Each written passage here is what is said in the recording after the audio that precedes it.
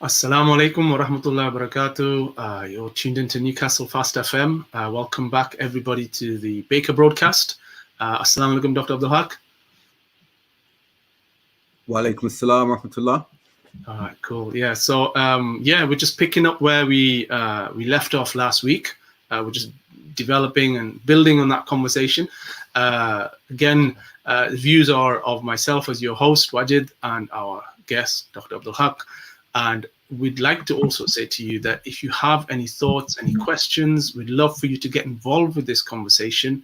Get involved. Let's discuss it. Let's pull this apart and see where we are going with this, because it does require that deep, introspective, and thoughtful engagement in this discussion. Just to recap what happened last week, we discussed we looked at the idea of Black history. And we looked at the idea of, not the idea, but the reality that gets put to us is when we look at Black History Month, it just tends to be day one starts with slavery. And we know that is not the case. The Black history goes back millennia, covering heritage, culture, and of course, very strongly with identity. We also looked at the companions of the Prophet Sallallahu Alaihi Wasallam, the different ones, where they came from, their heritage. We talked about the Abyssinian king who gave refuge to the Muslims when they were being persecuted by the Quraysh, and stood up to them and said that he gave them refuge for the right reasons, and alhamdulillah, was there to as a safeguard against tyranny and oppression. And then we discussed around the idea of introspection, that we know the verses of the Quran, we know the verses, the hadith of the Prophet Sallallahu Alaihi Wasallam, but do we really understand them, and how deep do those things go on our day-to-day lives? And we use this opportunity to become introspective and to reflect upon and to our own belief system, really. That's what we were kind of heading into. I think that sort of covers everything. Yes, Dr. Abdul Haq? Yes. I think that's what we covered last week. And as you mentioned, I think when we look at the continuity of different levels of oppression and structural issues of racism that we're seeing, we have got some things that have just happened very recently that we can jump into and start discussing. But around that whole theme of introspection, we've got some angles to cover today as well, inshallah. Yeah, inshallah. And again, we'll cover that towards the end of the show, inshallah. What we'd like to do is get straight into our discussion, because it's been a long week in a lot of ways, but specifically around what our discussion has been here. And the thing that's been hitting the news has been the statues, the desecrating of statues, or the pulling down and of bronze iconic structures that were resurrected to commemorate people of the past. And what we saw had happened in Bristol, and then we saw recently, the outpouring of, well, let's just call them what they are, racists, in my opinion, very much racists out there, ready to aggressively fight and so-called standing there claiming to be protecting the statues of Churchill. And I think, we could definitely start there then, Dr. Abdul Haq, in the sense of this idea of what statues are and how they are part of British identity, because we have them all over the place. There's statues everywhere. Yes. In the UK, it's one of the things that we do here in Britain, in the Isles of Britain, and it's something that has really sort of brought up a point. But is it really an attack on these statues, or is it an attack on the ideology of what these individuals who have had statues made of them represent? It's an attack on the ideology of what these individuals represent. And I think it highlights how divisive this whole matter can be and how polarizing it can actually be. But I think what's really important is, let's put a context first and foremost. We of faith, we as believers in this respect here. And we only have to look at examples of idols in history from a religious perspective. We see the idols that were worshipped by Abraham, peace and blessings be upon him, his father, and how that reverence and that violent reverence was around those idols who they worshipped. Now, some may retort and say, well, these idols and these statues aren't being worshipped by British society.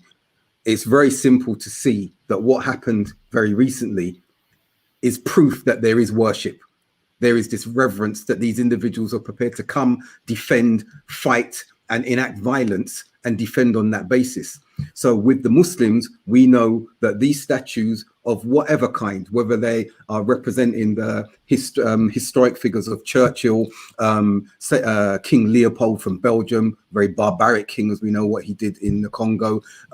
When we talk about the ones that are thrown into the river and what's happening around the world, for us as Muslims, this isn't significant in as much that we are not attached to idols, statues of any kind. And we saw there was a defense of Gandhi's statue because some were talking about pulling that down because of his racism and the like. So that distinction, that demarcation needs to be made immediately for our viewers who are not Muslim, that this is really not a non-starter, but it is not as significant as it is for those who are upholding and wanting to defend those statues as it is for the Muslims. For us as Muslims, it should be a reminder when we look at when the Prophet Muhammad sallallahu alaihi wasallam and the Sahaba conquered Makkah, what did they do? The first thing they did, they went into the Kaaba and they destroyed the images and the statues and the idols there, and they went around the region to the various false deities and they destroyed those. So they are insignificant to us as it comes regarding faith. But from a point of how we should look at ourselves, and I'll hand it back over to you at this stage, we were talking about the racism within our communities, anti-Black racism. We were talking about some of the prejudices that we have, and I gave an example of white privilege and individuals, white communities realizing their privilege and addressing it through these marches and solidarity with Black people in America and the UK and elsewhere. And I said on a microcosmic level, the South Asian community, which is the predominant one, the Arab community, need to look at their privilege within the context of the communities. And I move it to that state now and say, what monuments have we got in our hearts? What statues, what are we holding, metaphorically speaking, in our hearts that are preventing us from giving that up to embrace the deen and what it espouses concerning culture, religion? Mm-hmm. What is it that's preventing us from doing that? So we've got monuments. We've got our own monuments in our hearts. We can talk and point the finger at the wider society. And yes, there are issues with what those monuments represent. But what about our internal monuments that are obstructing us from really engaging and embracing our fellow Muslims, especially those who are in need? And this is the point I will stop on. We spoke about Najashi giving refuge to the fledgling community of the companions. Your Black brothers and sisters and children now need refuge from you. Yeah, I think. Are you going to give refuge to your brothers and sisters who have been oppressed within a society for centuries? Are you going to give refuge to them and stand up for them in the way that Najashi stood up for the early Muslim community when they came to him? I mean, just from what you've said there, Dr. Abdul Haq, there is a bit of what we call colonial amnesia when it comes to these things, and as you know, as time passes by, stories become legends. There are certain fringe elements that get cut off and shredded off. And so just to really play the advocate, really, is it not just a matter of people who identify themselves as this is part of British history? If it's there, we can talk about it, because if it's not there, or is that not just the same from a cultural perspective to not be looking and addressing the issues that these statues hold and represent? I think there's an argument on both sides. Some say to retain the statues so that we can talk about the history. But what we're actually seeing is the history that is being spoken about is the victorious element of conquer and victory. And it completely obscures, it obfuscates the darker side of the histories, the racism of Churchill, the slave trade of some of these these historic figures and the barbarism that took place, like those who were killed in the Middle Passage and the like. King Leopold, who I've mentioned, we still see pictures circulating of some of the decapitated children because the father didn't mine enough or do enough labor for that particular day. So what about that? That conversation needs to come to the fore, because you cannot just talk about the heroics. Churchill being one of the greatest 20th century leaders because of what he did in the World War and against Hitler and winning the Battle of Britain and everything else that goes with it. That's just one aspect. Now it's time to talk about the other aspects. And if those conversations can be had and everyone can be educated without that sanitization that's taken place, then we can see together, collectively, do we need to redress history? Do we need to remove these monuments?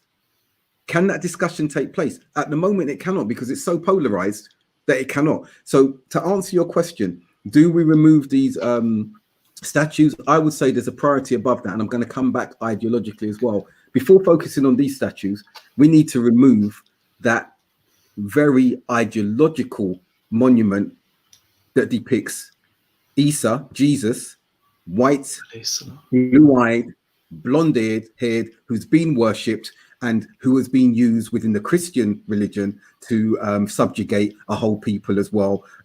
As the saying goes, Desmond Tutu, I think it was, who said it, or one of them leaders said it. When they came to Africa, they came with the Bible. We had the land, they had the Bible. By the time they left, they had the land and we had the Bible.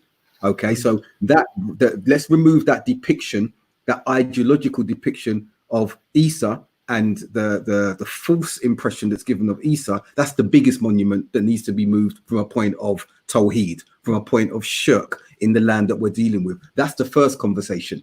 The other conversations are secondary, in my opinion. And I think so. I think just come back to the idea of Churchill leading and winning the World War. I think what gets left out is the ethnic minority involvement during the wars. Absolutely. And I think that doesn't get the recognition of what it deserves, because if it wasn't without the ethnic minority involvement from what was called the empire, from the different colonies, all the rest of it, had that involvement not been there, then it didn't matter what strategy Churchill had put together against Hitler. It was never going to be a win. And I think that part of our history, it does get changed. And I think, like you said about the polarization element, when we look at these things, we don't look at the intricacies and the realities of what it is. And like you said, because I watched Denzel Washington's Malcolm X when I was quite young. And I say he was quite young because it had been out for a few years since then. But there is that element of when he challenges the Christian teacher or the priest in the prison, and the teacher calls him a devil simply because he's black and he speaks, and he challenges him on that, and he says, "Well, what makes you think that Jesus was white European? Because he's not. He's from the Middle East, you know." That's right. And these things, they get overlooked, and this sort of amnesia, kind of this ignorance kind of floats around, and we don't allow it to take root, to sort of say, actually, well, why don't we look at this foundation first?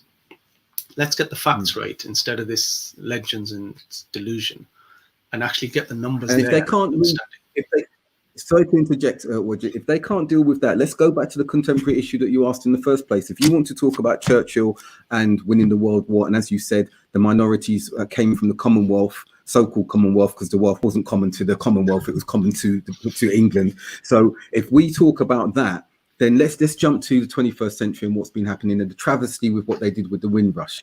Those individuals are saying, let's stand for these statues and we should all be together. Then you should stand.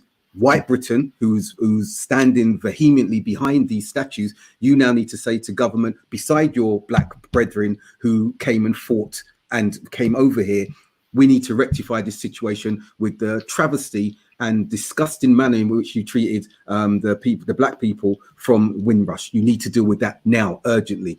They want to have that conversation, and we see that what they've promised to do is enacted, and the legislation is put in place, and these individuals who've suffered and their families have suffered are compensated adequately. Not 21,000, that's nonsense. Okay, they're compensated adequately, and it's done speedily, almost as speedily as those who jumped on the buses and went down and stood by the monuments. Then we can say there's an equilibrium that's been established here. But that conversation is not being had. That needs to be had if they're going to say, yes, monuments, yes, what Windrush, because the individuals from the Windrush and those descendants that come past, they came, they helped us win the war. Yeah, but then does that not lead to the whole point then, Dr. Abdul Haq, that the protests are just further creating more turmoil, and we're possibly not heading towards the real change we want? Because, I mean, we talk about, that I know the Prime Minister has made some statements, but we've seen what happened, and is still an ongoing process with the Grenfell situation. And again, nothing has come to fruition of it. It again, as some of the writers have written, is a monument that's covered up, a monument of 72 people who sadly died in that fire. And so is this protest, is this method, just something that's going to flare up, causing a lot of aggravation, polarizing people, and not really allowing the real discussions to happen? Another very good question, and I think this is one of the challenges that we're looking at today. There's again a polarization amongst Muslim communities as to whether Muslims should be joining in with the protests, lending their voice. And they've brought scholarly references concerning that, whether those references are within context of the Western societies that we live in today, or whether it's within the particular locales that they come from. That's a different issue altogether, but that's a debate that's raging as well. The point that we need to look at, there should not be a distraction from why people have started standing up and raising their voices, like the like of which we haven't seen since the civil rights time after Martin Luther King died over 50 years ago. That momentum still needs to continue, but it needs to be focused on the anti-black racism. And it needs to be focused specifically in the same way that we saw in the 90s with Doreen and Neville Lawrence. They focused on Stephen Lawrence's death. They did not look to the right or left to any other distraction. They focused on their son's death, and those who were with them campaigning, they stuck with that and didn't let anything come in and dilute that. Grenfell is a part of this. Grenfell should have been put to the spotlight. Sunday was the anniversary. Everyone remembers that horrific time, what was happening. I remember here being on the phone and everything. That should have been put to the fore instead of the focus and distraction with regards to the monuments. And I think that was quite deliberate in itself, and it allowed others to get distracted by that as well. So you're right. The protest in itself is a contentious issue. And I'm not talking from the Muslim perspective now. I'm talking about what is actually taking place. If that's going to stop, this galvanization that's taking place internationally, if that's going to stop, we're going to see a malaise again. We're going to see other issues come in. We've just seen now the recent decision that's come today, the Supreme Court, about LGBT rights and everything like that. And I'm not going to get into that now. But one of the things that keeps happening, the black issue, the black focus always seems to be lumped in with other causes and other issues. And then it gets diluted. So you've got the BAME. Now, fine, that this is something that they're saying when they're speaking, they bring all of these minorities together. I say the anti-black racism, the black cause has been around a lot longer than any of the other causes. And I'm talking centuries. I'm talking slavery to now. And Some may disagree and dispute and say, no, strength together, we all need to come together with causes. No, I think the black cause is enough to stand in solitude on its own and be focused on its own. And that's what needs to be happening. This anti-black racism now, and the drive concerning anti-black racism and structural racism, which has affected black people for centuries now in the UK and in America, that's where the focus needs to be. And we as Muslims, our involvement in that is that we stand up for justice. That's all. That's our involvement now. I don't want anyone to be accusing us, oh, we're being pro-black, pro-nationalist. No, as Muslims, our duty extends to enjoying the good and supporting whatever that cause is of justice. And the black cause is one that needs to be supported because of the oppression that is against black people society. We haven't even touched upon what's happened. We've had Rayshard Brooks on Friday shot dead. And I had an individual comment saying, well, his case is different from George Floyd because he struggled and he fled.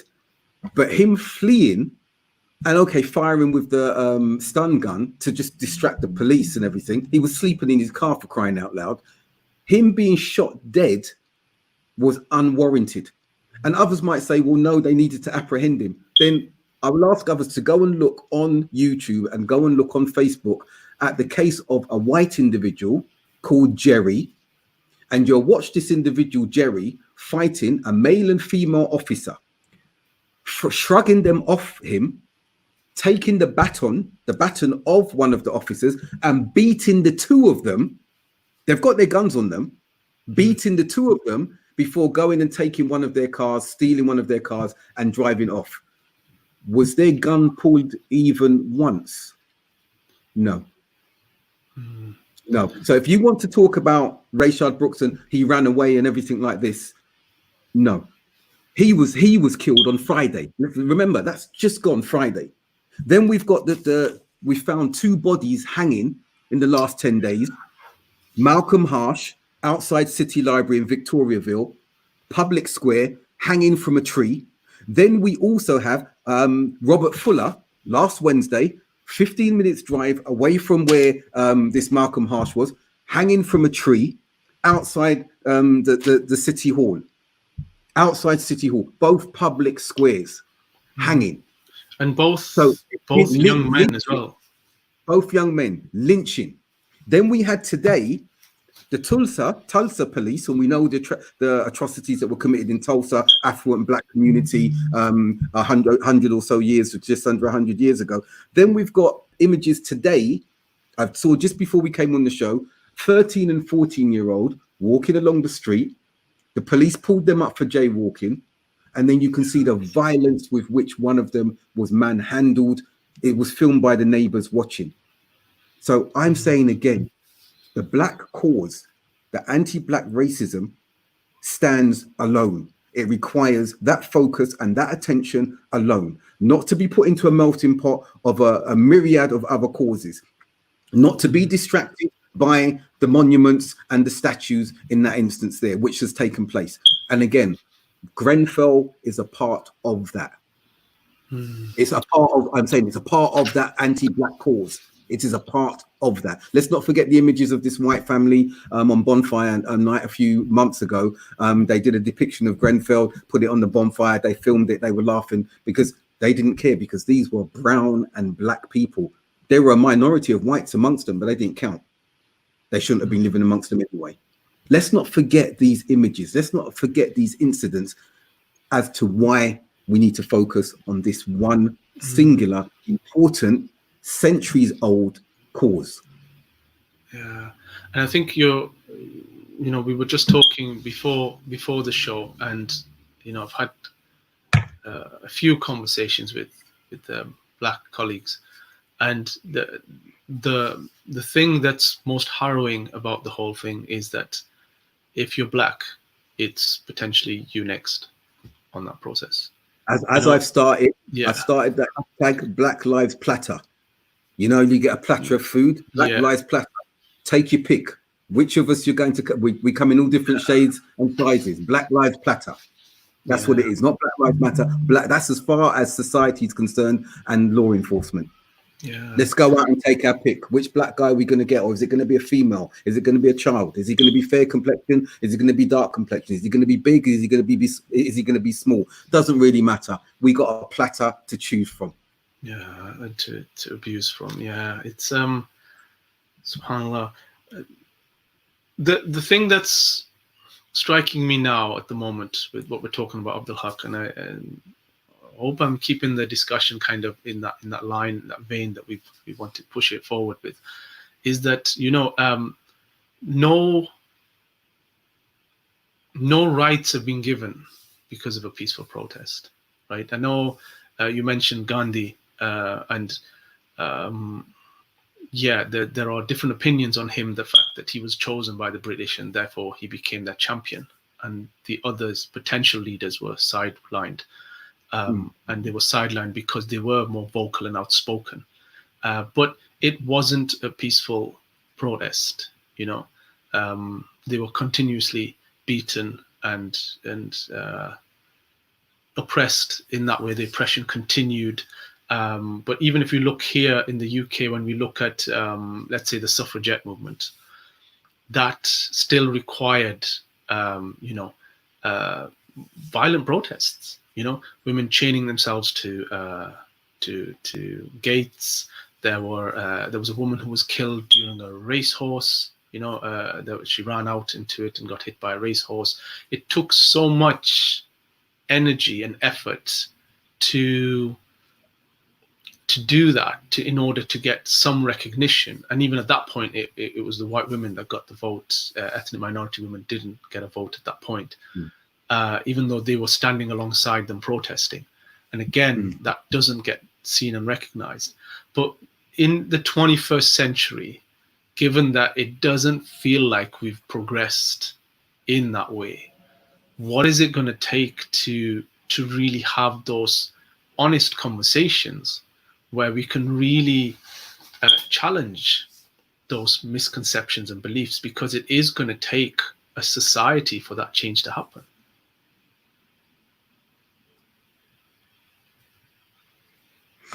Very good point. And let's be clear. Protesting, the Muslim position is I think is relatively clear. I am one who doesn't believe that you should initiate protests or the like. I don't believe that. I don't have an issue with lending support and the voice of support to a cause that's a just cause, from the point of enjoining good, forbidding evil, and the like. Regarding violence, let's look at this carefully now.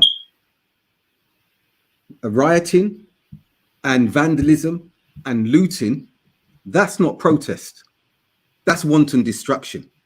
That's not justifiable. And some are trying to justify it, saying, well, our bodies have been looted and such. You've got to understand why there's anger and everything like that. No, I won't go down that line. I won't go down that line. Violence in any shape or form in that instance, if it can be avoided, it should be avoided at all costs. That's for, and I'm talking widely, generally in anything. However, if violence is enacted against you, you are within your right to repel that violence and stop it. But that's not giving license now to say to those, we're going to go out with that as a motto. I'm saying that in any walk of life. I'm walking down the street and someone enacts violence on me and I've got the capacity, I'm going to stop that, repel that violence. And if I need to stop it completely, that it doesn't return, then I will do that if it's within my means. But violence in that instance and what we're seeing, no, that shouldn't be taking place because it defeats the cause. And what we're seeing generally is that the peaceful protests are those which can shift and make momentum. Someone's just put up All Lives Matter, and I'm going to address that and say again, that detracts once again, that dilutes the message. And what we find is that a lot of non-black come with this particular statement, All Lives Matters. Okay, and actually, at the moment, we're not talking about All Lives Matters. That's the default understanding that All Lives Matters. But at the moment, it's black people being killed. So I think there's a really good example that I read on the All Lives Matter thing, and I think it's important to understand that yes, nobody's saying that all lives don't matter, and I think it's very clear that we need to make that point. Black lives matter less, and that's why there's violence enacted on Black people in that way. There's a very famous video of an English lady, an American lady, standing in front of an American crowd of women and saying that if any of you wants to be treated like a Black person, as they are in this country, please stand up. And nobody stands up because nobody wants to be treated like that. And I think the best example that I read today, it was a beautiful example. It's like saying to a paramedic who's fixing somebody's leg, saying that all legs matter, but your leg hasn't been broken. So he's working on somebody, the paramedic, he is working on somebody whose leg's broken, and you stand there saying, well, my legs matter as well, but your legs don't need to be seen to. Yeah. And I think it's... Fire. The house is on fire. Your house is on fire, and you're asking them to help. And someone said, "But my house matters as well." But your house is not on fire, so it doesn't require that attention at a particular moment. So I think also on the issue of the violence and the protests, and we've got a perfect model where we saw a structure and a society dismantled, and that was the prophetic model. Okay. Mm-hmm.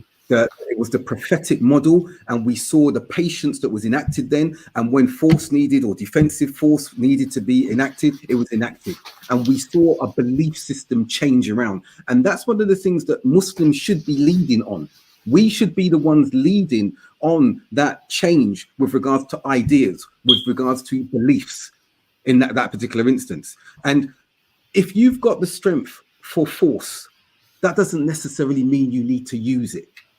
If your opponent or the system understands that you've got that and you choose not to use it because you want to engage on a level where you say, we don't need to do this violence. So you need to make sure structurally you're not enacting that violence, because it can go both ways and we can have chaos.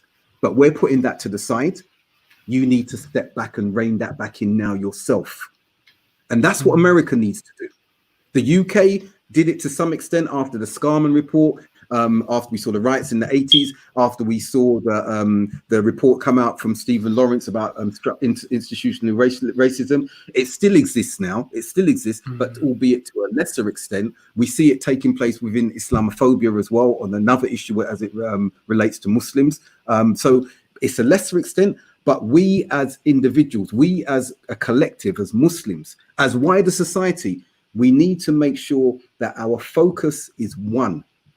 The cause is clear, and that we're organized enough, that we've got institutions, NGOs, institutions enough to say, we can evoke change at every single level. But if you're going to keep using force, as my colleagues and I used to say before in the past, brute force and intelligence, both are combined. But we do not want to go down that road. It's an unnecessary step to go down because we want everybody on board. And violence is not the way to move things forward. So again, the looting, the rioting, I'd say to anyone who's getting involved in that, one, you're letting the cause down. Two, you're detracting from George Floyd, now Rayshard Brooks, now Malcolm Harsh, Robert Fuller, those who've passed before. You are letting the side down. And I'll say to you this, if it was a member of your family, would you go out and riot and steal and loot? No, you wouldn't, because you know that would be a distraction from the main cause. So it cannot be justified. And this is not a pacifist position that I'm taking. Those who know me know that I'm not a pacifist in that particular instance there. So it's important that we emphasize that point. And also those who are going out, our non-Muslim colleagues who are out there and who are protesting, not to lose sight of why you are protesting. That's the non-Muslim colleagues out there. The Muslim colleagues who are out there or not, or lending support, not to lose sight of why you are lending that support, and also to look at yourself, because there's no point in talking about the macro elements of anti-Black racism, and you're seeing it in your very household. You're seeing it around you, as we spoke about last week. And I did ask last week, and we said we want the audience to share. What have you done to evoke change within yourself? What monument are you going to move from within your heart? What are you going to move to enact this change? Yeah, and I think just from what you're saying, you see, I think what sometimes people fear is that they're going to lose there's a scarcity mentality that if another group gets their rights, we're going to have diminished rights. But that's not how societies actually become more advanced. Because when you really want to know what a society is, you look at how they take care of the most vulnerable. That's the word I was looking for. And when you see how society looks after the vulnerable, then you know how that society is, generally speaking, because those are your fringe elements in the sense of that side of the spectrum and that side of the spectrum. But I think just coming back to your point in the sense that you see, this is like you said, it's a very emotional thing.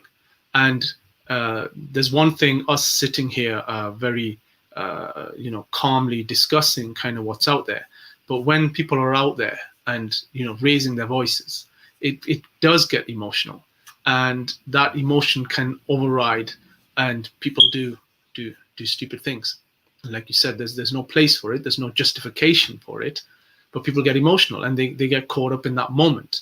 But that getting caught up in that moment is detracting, because ultimately the media is going to report that particular part of it, and not the rest of it. So, for example, some of the stuff that came out was, when the previous weekend it was all BLM rioters. This weekend it was people protecting statues, and there were lots of bad apples, only a few good ones, sort of thing this weekend.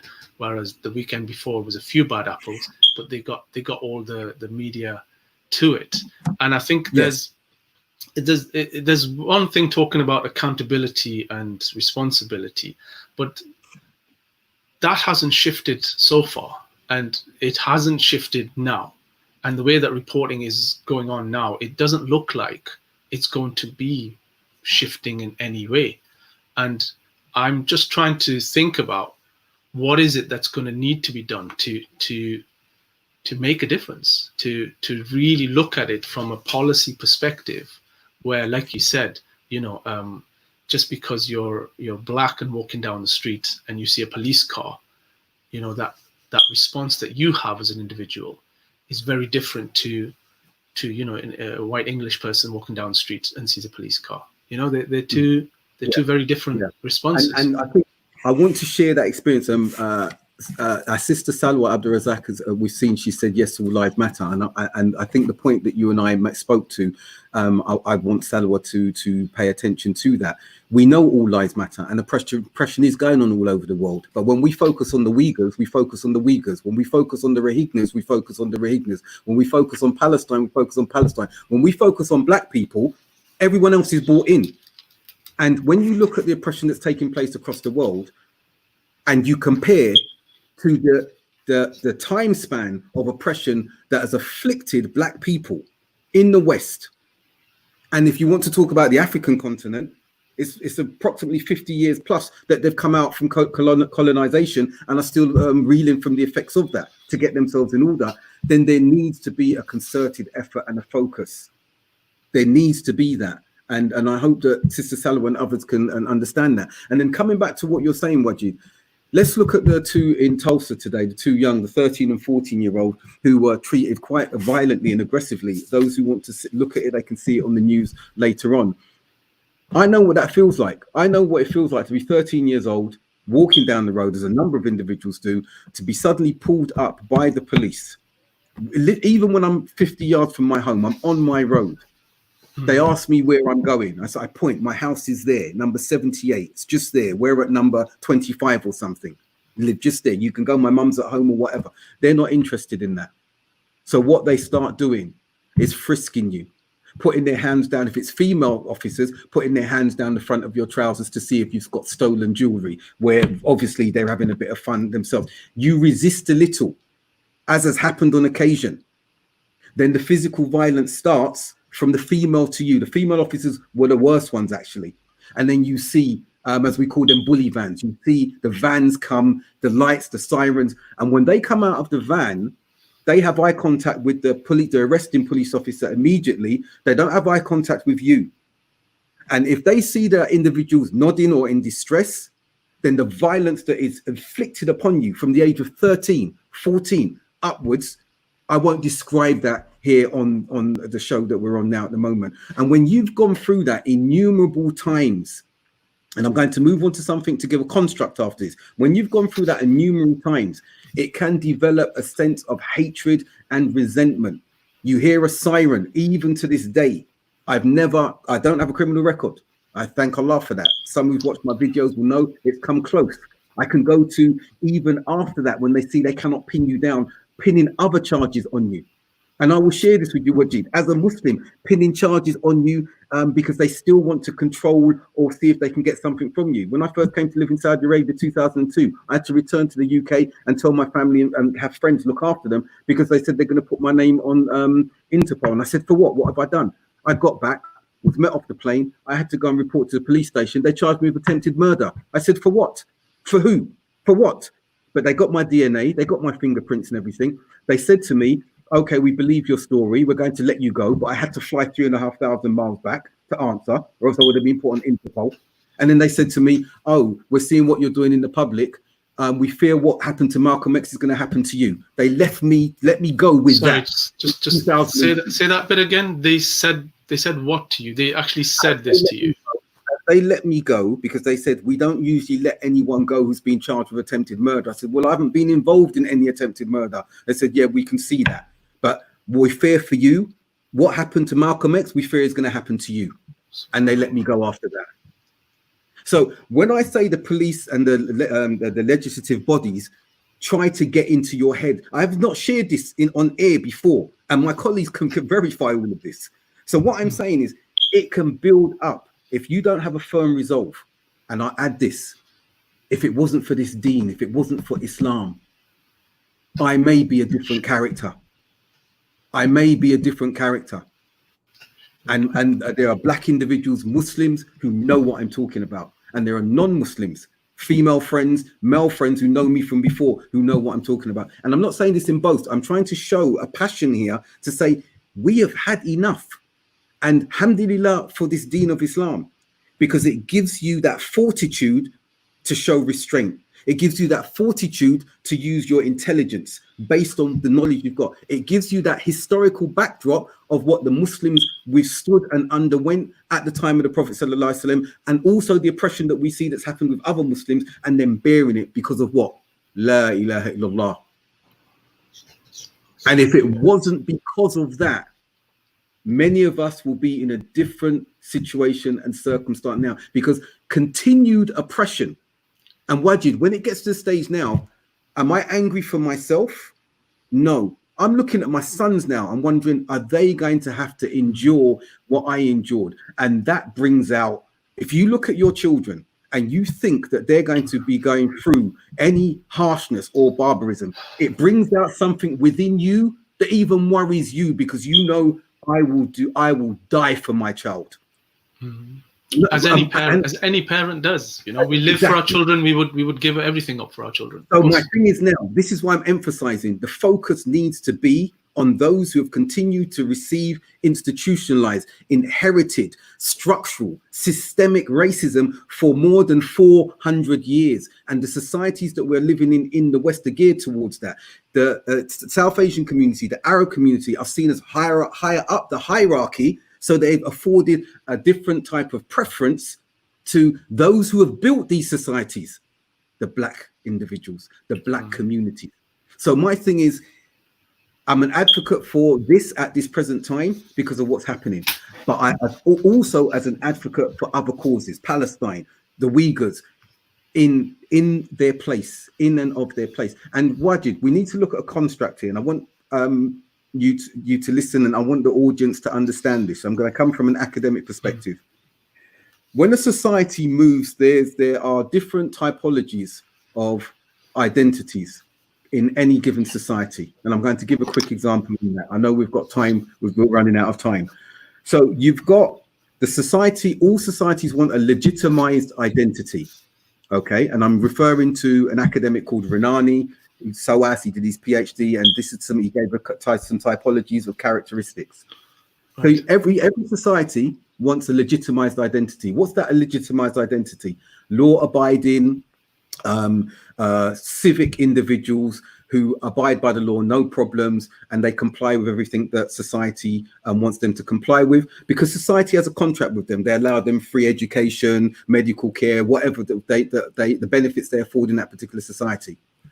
But then when that society starts doing things that break that contract, that breach that contract, those legitimized identities can move into an opposite construct, a resistant identity.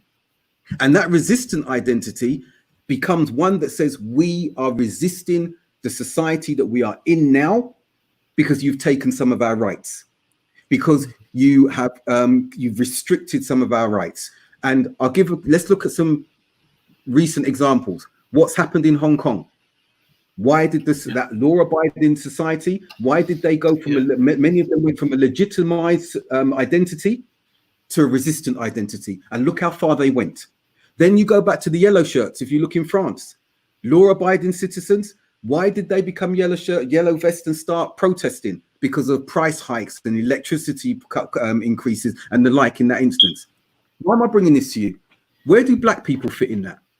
Black people, black communities have tried to be legitimized, law-abiding with what they've got, knowing that they are disadvantaged. Knowing that they're disadvantaged. And the moment that that disadvantage is rammed in their face or in their necks or they're shot, they move very quickly to a resistant identity, which is a comfortable place for them to be. And it can be a rightful place for them to be because they have not been afforded the rights that everyone else has been afforded. Now, there are other identities within that mosaic that I've spoken about. We don't need to talk about those now, but from going from a legitimized identity, because the society, the government removed some of those rights, to a resistance identity, black communities have been straddling that for decades, for centuries now. Yeah. And what you're seeing is that white society and other brown members of society have now, in this element alone, become resistant in their identities because they've said enough is enough, having recognized what's been happening to a minority, a significant minority, and they've watched it on TV, they've watched it online, and they said, oh my gosh, while we've been having these privileges, these communities have been facing this. So that resistant identity has increased now, and it's covering a wider swathe of ethnicities, including white communities. But I mean, like, even if you look at it from the sense of unions, right? Unions are there to ensure workers' rights. Yeah. So you work somewhere, you have a right to work in a safe space. You have a right to, healthcare. You have a right to certain provisions, etc., etc. You have a right to getting a proper wage, and all of that stuff that comes with it. And that's what unions represent, is they have that kind of setup. And I think, given what we sort of said earlier, because I appreciate we're kind of running a bit short on time, but if we could just sort of explore a little bit, just the last few minutes, in the sense of this idea of the statues or the idols we talked about within ourselves, yeah, because that was a very powerful starting point, I felt, and I don't think we've explored it, and I want to explore that because I feel it's going to lead on to the introspective element of what we'd like to do before the end of our show this evening. And it's when we talk about those particular things, what do you feel are the current things that are the most challenging for us to tear down within ourselves, given the current situation? I think that one of the barriers and boundaries that we all have is that we are reluctant to step into the shoes of those who are facing that element of oppression the most. We need to stay within our comfort zone. Some of us now with social media, we can look at a picture, we can look at a video, we can have empathy for it, and then we can switch it off. What about those individuals who cannot switch it off? What about those individuals? So one thing I'd ask individuals to do, and if we can all do this, and I will even do it afterwards, I don't need to because I think we've gone through this already. If the audience, and I'd like them to comment and even write in afterwards, if the audience can stop and do nothing, don't look at their phones, don't do anything, just to sit for 8 minutes and 46 seconds in silence. Just sit and think about that period of time and how long that period of time feels, because you're doing absolutely nothing. You're not watching anything. You're not speaking to anyone. You're just sitting there. And think that you're sitting there and you're watching somebody's life drain away in that period of time, and feel that discomfort. Feel that discomfort, but you're in the comfort of your own home while you're doing it. If you can do that, you can begin a process of empathizing beyond the comfort zone that we like to place ourselves in. Switch off the TV, switch off the phone, don't have to look at it anymore. Do that, and then start realizing I've got barriers in my heart where I know I can switch off. You can't switch off. If you really have that empathy, and as a Muslim nation, as a Muslim ummah, we're told if, and this is about Muslims, if one part of the body is aching, the entire body is aching. Really? So let's talk about this now. If we want to talk about Muslims, let's talk about the Uyghurs. They haven't been at the forefront of the news very recently, but we read not so long ago that there's actual organ exchanges taking place with some of the Uyghurs. We haven't spoken about the Rohingyas, who still haven't been placed back within their a safe environment. Now, I'm not going to say all lives matter. I'm talking about them specifically. I'm not saying lump them all together. And when you think about how you've stopped thinking about them for now, and remember, from the Asian community, we were jumping up and down about Kashmir very recently and the oppression that was taking place in Kashmir. How many of us have switched off from that now? We are being governed. We're being governed by media and driven by a media. So therefore, those monuments that are there in our heart are being fed and led by external forces. We are not leading and controlling them ourselves. Yeah, I think Ali Hassan is saying we stand with Black Lives Matters, and I'll add here. Thank you for that. Jazakallah khair. Let's stand with Black Lives Matter, but not the organization. I want to make that clear. Let's stand with Black Lives Matter, the cause. Yeah, I think, there's something you said there that's very poignant, and that's that 8 minutes and 46 seconds.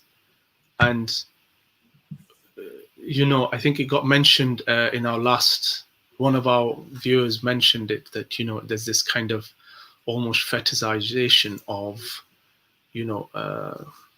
like you said, lynchings or other sort of horrendous treatment of people. And I think what's really resonated with me there is, if we sit there and actually look at it, how brutal does it need to be on our screen in a first world country for us to realize that something is wrong? I think it's the sheer brutality of it, that it's happening, like you said, right in front of us. It's almost like a reality TV thing. You're watching this person's life trip out of them, and they're pleading. It's not like they're passively, they're saying, I can't breathe, and that this individual's life has been drained out of them, and for what? And what is the outrage that rises in us? And if it isn't feeling that brutal, what is it that has desensitized us and dehumanized that individual for us to be able to look upon it, like you said, in a source of entertainment, and to be able to really, like you said, sleep well at night, because I'm all right, Jack. If you've experienced that firsthand, and I can imagine how George was feeling at that particular time, because of what I went through, and it was my friends who are my brothers in Islam now, alhamdulillah, I hope some of them are watching, who came to my rescue because they saw these guys police are going to kill him with what they were doing. As I've said to you before, I've got scars on my wrist from the cuffing. And this is reason I'm speaking. It's not because this is personal to me. I like to share my experience, but knowing what he went through and having gone through that a few times, when you are no longer in control of your body and all you're feeling is pain, and you're losing consciousness, and you're seeing and feeling the brutality and almost pleasure from the officers with the violence they're inflicting upon you in unison. on you as a team, as though you're being hunted.